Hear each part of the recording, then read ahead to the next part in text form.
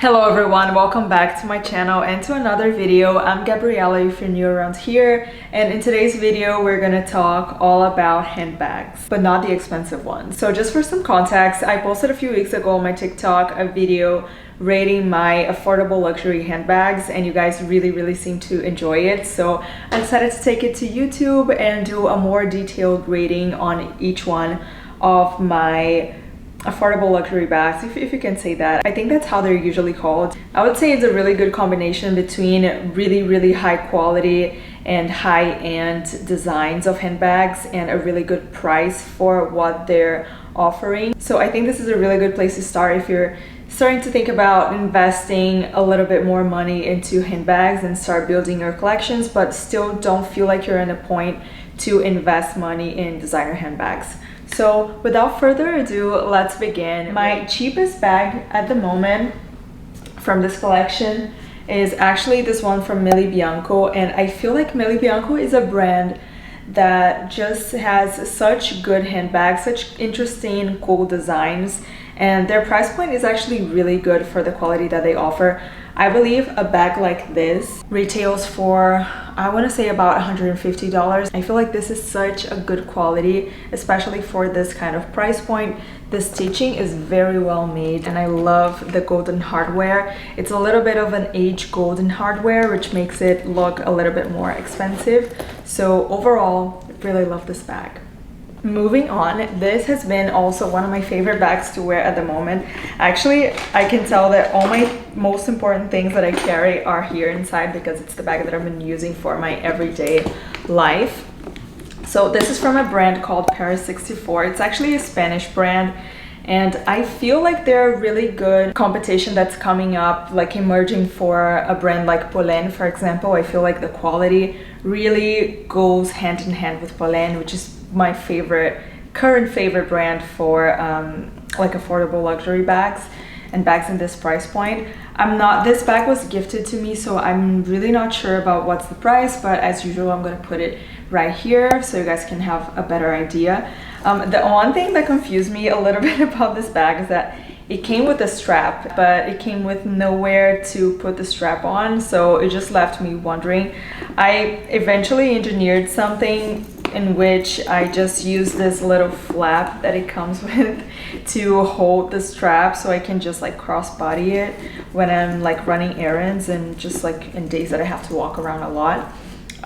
But like, I'm gonna show you inside, but it's a little bit messy because my bags are messy. This is the thing about me. I really love the lining of the bag. It's all like themed Paris 64, and it actually has a really fun touch. The quality overall is really nice. I feel like this style is so good for the summer, and I've been wearing it so much. And it's like, it adds a little bit of contrast to your outfits, and it's just like a different style and unique. I really love. I've really have been loving to wear this bag, and it fits so many things, and it also has a zipper, so which is like very important for me living in a big city, to have a zipper on my bag so I don't get pickpocketed. Okay, and before we move on, let's bear in mind that it's not just the styles that I'm talking about here. I'm really hoping that I can give you guys some insights about the brands that manufacture them as well, so you guys can go and check them out and see what else they have to offer. But it's just, my point here is mostly to talk about the quality and if the price is worth what they offer, as in like quality and design. So let's move on. The next bag that I'm gonna show you is my Simon Miller bonsai bag. I've had this bag for so long. I actually got it secondhand. I believe this would retail, I don't know if they discontinued this bag, to be honest, but this used to retail for about like $300 and something, which is a bit expensive for a bag this size, but I feel like the look of it, and just to have these two really cute handles on it that are actually a little bit heavy, which tends to intuitively indicate quality. Like, I feel like the handles are really cute, and also the leather is really good quality, and the stitching, you can also tell, is really high quality as well. And I've had this bag for quite a while, and I used it so much, and like you can see it looks brand new, like no scuffing, nothing, like no damage at all. And it has like the little Simon Miller logo here. This is another brand that I love to buy mid-price range items overall. I love their ready-to-wear, to be honest, and also their shoes. It's like Simon Miller is a really cool, funky brand that I love, so I'm really happy to have this bag. I feel like I really wanted the bonsai bag and mustard, but this is what I got, you know, buying secondhand. So yeah, really happy with it. Now we're gonna go into my Poen bags. Poen, as I said before, one of my favorite, if not my favorite, affordable luxury handbag brand. I love their handbags. The quality is just impeccable on all the Poen bags that I own. I'm gonna start out with my first Poen bag. This one, I think this is the numero 1 mini. So their bags, at least the first couple of styles that they released, they were all named after numbers. So this is the numero 1 mini, which is the mini number 1. And I got it in navy. The flap is suede, and then the rest of the bag is like grainy leather. And this is a really good bag. I use it crossbody all the time, and I love the golden hardware, which is really high quality too. It's intact. I have this bag for such a long time, and the hardware is still pretty much intact. The interior is very well made. It's another bag that I would rate maybe not a 10 out of 10 because I don't use it like that often, because navy is just a color that I don't use as much.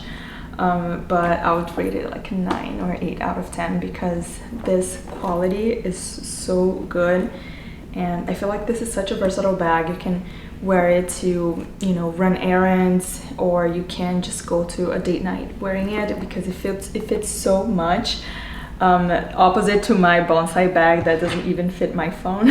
So this is a really good brand, and I feel like this is one of the most affordable styles at Poen, so it's a really good bag for you to start out. I went to, like, when I was working my 9 to 5, I would take this bag to the office all the time, and it's such a good bag, and I'll get compliments on it all the time. I have something here on it. My next style from Poen is this one. I don't know what's this style called, but I'm gonna put it here on the caption. But this, I think it's such an elegant style from them. I feel like one of the #1 tips if you want to look more classy and elegant but you don't want to break the bank is to choose accessories that are geometric shaped, so it looks more classy, more elegant, more polished, if that makes sense. And also I feel the golden hardware is a must for me if I want a bag to look really classy and chic. So the interior of this particular style is all made of suede, which I really love.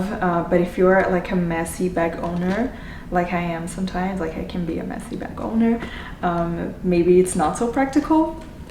But it just like looks very expensively done, and the stitching impeccable as usual. The hardware just resisting the test of time because I've had this bag for such a long time, and you can use it. What I love the most about this bag is that you can use it either as like a top handle bag or crossbody. And I feel like the strap, because it's so thick and it has like this little detail here, it just looks like a more polished crossbody bag. So it's not just any crossbody bag, and which is something that I really love. I just wish that instead of the handle being detachable, the strap that makes it crossbody were detachable, but you know, you can have everything. So really love this bag as well. I think I'll rate it 8 out of 10 just because I don't wear it as much, but this is another bag that I would take to the office all the time.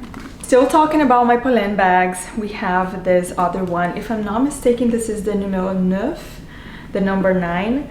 And I love the shape of this bag. I feel like it's super fun, but also polished at the same time. And I also love the cognac collar.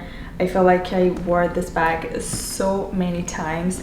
I feel like the only thing that I would complain a little about this bag is the fact that it's a little bit hard to access the things that are inside, because the opening, when you open it, is so small that it's like not so practical. But I mean, do I really need to be practical on a handbag? Not all the time, maybe sometimes, but not all the time. So this is a really good bag, and it's all made of grainy leather, which for me, I prefer 100 times grainy leather to any kind of leather because I tend to scuff my bags a lot for some reason, but the ones that are grainy leather, they are so hard to be scuffed and damaged, so I end up preferring to have bags made of grainy leather like this. I'm gonna try and give it a close-up. I wish the straps were detachable, but once again, because of the shape of the bag, it is so easy to just like shove the strap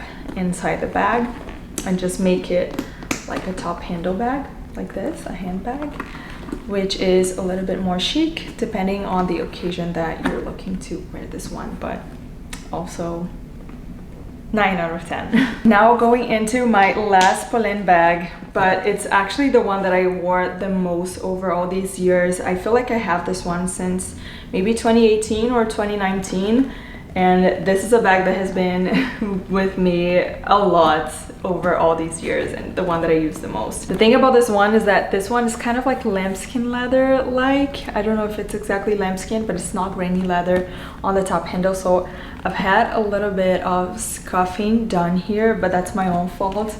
But it could be worse, to be honest, so I feel like the leather is really high quality, so it's not so scuffed. I love the fact that it has 3 shades of this caramel tone, which makes it very, like, a lot more interesting in my opinion than if it was all one color. And I love the fact that it is a big bag. I don't even need a zipper to like make sure that the contents are very safe inside, because it really closes everything because the opening is so tight, and it has like some buttons on the side to secure it even further. Perfect stitching as always, and I'm not gonna even show you guys the inside of this bag because it is a little bit messy. I've worn this so much and it's a little bit damaged also. Like, I love this little pocket, and also use it all the time as a crossbody bag, or I just hold it like this as a top handle. Super chic bag. This is the numero 1 in the like original size. The like the navy one that I showed you earlier was the midi, and this is the original numero 1. Overall, really good bag. Golden hardware as usual, just standing the test of time, and just like a really good bag.